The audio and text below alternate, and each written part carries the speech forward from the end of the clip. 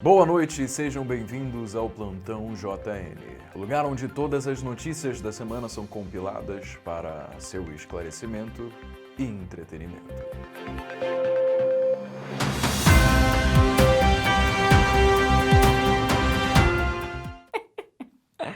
Esse quadro vai ser muito da hora. Mas antes da gente começar a soltar as notícias da semana nessa primeira edição do Plantão JN, deixa o like aqui embaixo por um Brasil mais esclarecido e ciente das notícias do mundo. Então, vamos levar esse vídeo para mais pessoas aí, beleza?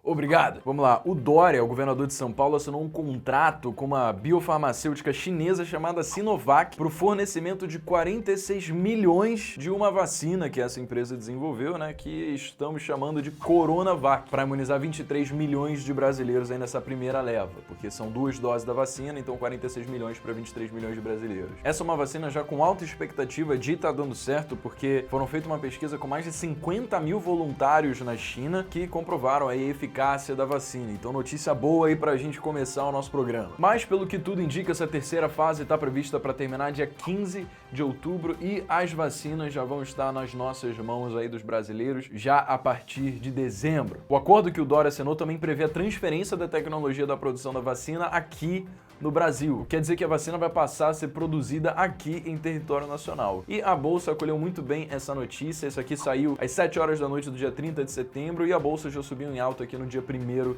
de outubro, numa valorização de quase 1%. E para contrapor essa medida feliz, infelizmente, parece que estamos à beira de uma nova segunda onda do coronavírus na Europa. A OMS, inclusive, emitiu uma advertência para que vários países adotassem novamente a quarentena. Só na França, em um único dia, foram mais de 10 mil novos casos registrados e na Alemanha foram 2 mil casos novos registrados, o que é o maior número desde abril. Em Portugal, a média está sendo de 770 infecções por dia, que também é a maior em 5 meses. E, novamente, aí a Espanha teve Madrid como o epicentro da pandemia. E agora vamos falar de política. Todo mundo tá falando aí da Renda Cidadã, que é o nome basicamente que o Bolsonaro escolheu do programa que vai substituir e expandir o antigo Bolsa Família do Lula. Hoje o Bolsa Família atende 14 milhões de pessoas e a ideia do Bolsonaro é ampliar a quantidade de pessoas que vão ser beneficiadas pelo Renda Cidadã para mais 10 milhões de famílias. E como as massas que votam são as que de fato escolhem as pessoas que vão estar no poder, isso daqui foi um movimento do presidente conseguir conquistar o carinho das pessoas que vão ser beneficiadas com esse benefício, que naturalmente é uma gama enorme da nossa população brasileira que, na situação de um auxílio emergencial como esse, vem muito bem-vindo. Mas a Bolsa não recebeu isso muito bem. No começo da semana, o Bolsonaro anunciou as fontes de financiamento para conseguir atender essas novas famílias que vão ser beneficiadas pelo Renda Cidadã. E ele disse que essas fontes seriam através da rolagem de precatórios e através do uso do dinheiro da Fundeb. Só que a OEB já alegou que isso daqui é uma medida inconstitucional, porque o que o presidente está propondo com esse novo programa é basicamente fazer uma rolagem da dívida. Precatórios são nada mais dívidas que o governo tem com pessoas e empresas. E se ele rolar a dívida para o futuro, quer dizer basicamente que ele está dando um calote na sua própria população. E se o governo dá calote na sua própria população,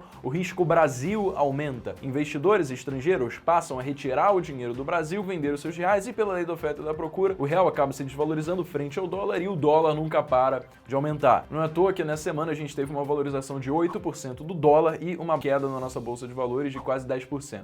E em relação a outra fonte de financiamento, que é o dinheiro da Fundeb, é basicamente o Bolsonaro falar: Nossa educação está maravilhosa, pode tirar dinheiro da educação que ela não precisa não, tá bom. Assim, parece, pelo visto, que algumas pessoas discordam disso, né? Essas duas sugestões de financiamento propostas pelo presidente se aproximam perigosamente do governo voltar a fazer pedaladas no orçamento da União, o que é basicamente não cumprir com o teto de gasto, que é um crime de responsabilidade fiscal e, inclusive, o motivo pelo qual a Dilma sofreu um impeachment. E agora para outro tópico do momento. O Pix, como novo meio de pagamento, desafia a indústria das maquininhas de cartão, bandeiras como Visa e Mastercard e também os grandes bancos.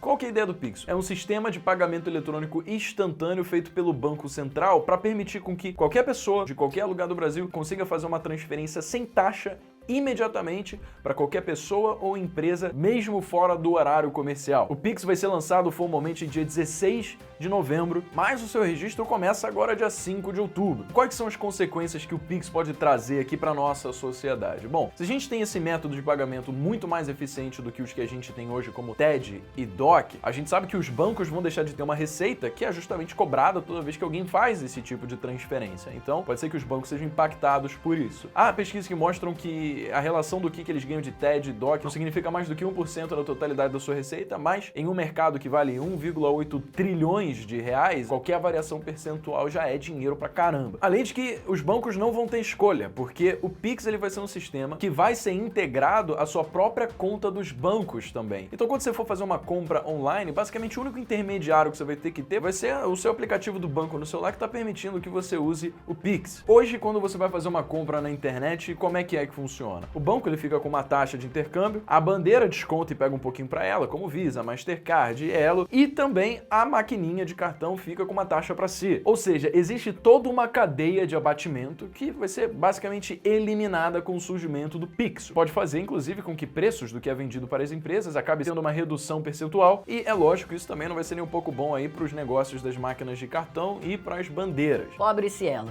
não leva uma.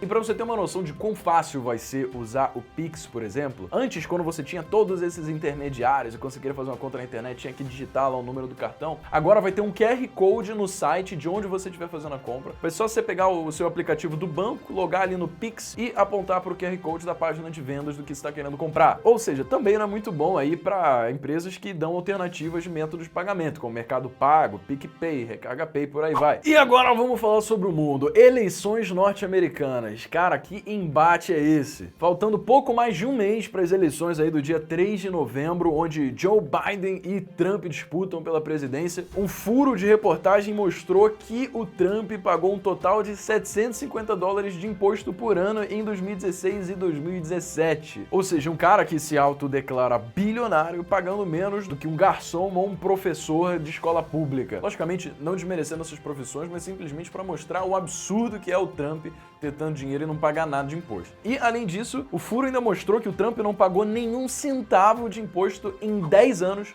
dos 15 anos anteriores. Daí você pergunta... Caraca, velho, como é que o cara consegue ter tanto dinheiro, ele tem tanta gente sabendo dele e ele consegue sonegar imposto da roda, assim? Sabe por quê, mano? Porque também, de acordo com o New York Times, isso daí foi possível graças a restituições milionárias e declarações fiscais que recorrentemente mostravam prejuízo nas empresas do Donald Trump. Mas aí você falou, mas se ele tá todo endividado, cheio de prejuízo, como é que ele tem essa imagem aí de cara bilionário que tem todo o dinheiro do mundo? Pois é, justamente essa polêmica, né? E isso muda completamente a imagem que o americano tinha do Donald Trump como um businessman, empresário bem-sucedido, porque também vazou que ele está habituado a incluir despesas pessoais nos gastos da empresa, como, por exemplo, o próprio corte de cabelo. Nem ele quer tirar do próprio bolso dinheiro para fazer aquele cabelo que ele tem, né? E temos um vencedor dos setores do e-commerce que mais ganhou dinheiro em 2020 com a pandemia. A gente sabe que, justamente por causa da pandemia, estar no meio digital virou simplesmente uma questão de sobrevivência. Afinal, se você estava somente no físico,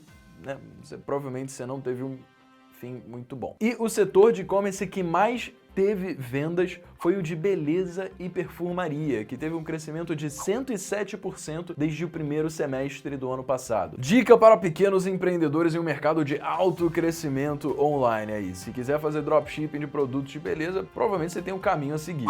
E agora sobre meio ambiente. Nubank zera a sua emissão de carbono. O Nubank alegou que conseguiu zerar todas as emissões de carbono que o Nubank emitiu desde 2013. O que isso significa? Significa que todas as ações que a empresa está tomando conseguem compensar todo o CO2 que foi emitido desde o seu surgimento. Como, por exemplo, planta árvore, utilizar fontes renováveis de energia ou mesmo impedir o desmatamento. Nossa, Brenão, olha que legal, cara. Nubank é muito gente fina mesmo, hein? Fazendo essas coisas aí, evitando o desmatamento. Eu sou fãzaço dos caras aí. Não, então, assim, só pra deixar claro, não é que o Nubank ele começou a plantar árvore do nada, né? Ele, na verdade, conseguiu neutralizar a sua emissão de carbono através de uma coisa chamada de compra de crédito de carbono. O que isso significa? Cara, tem nações, como o Brasil, que promovem a redução de gases do efeito estufa tarifa e recebe uma certificação correspondendo a quanto de carbono deixou de emitir por causa daquela iniciativa. E aí essas iniciativas ganham créditos de carbono que elas podem vender para ganhar um dinheiro e, logicamente, se manterem motivadas a continuarem fazendo o que estão fazendo de forma sustentável. O que o Nubank fez foi encontrar 4 dessas iniciativas, 3 no Brasil e uma do México, e basicamente comprar o crédito de carbono que as outras iniciativas que ele encontrou estavam vendendo. Não foi que o Nubank começou a plantar árvore, foi simplesmente que ele deu dinheiro para alguém que estava vendendo um crédito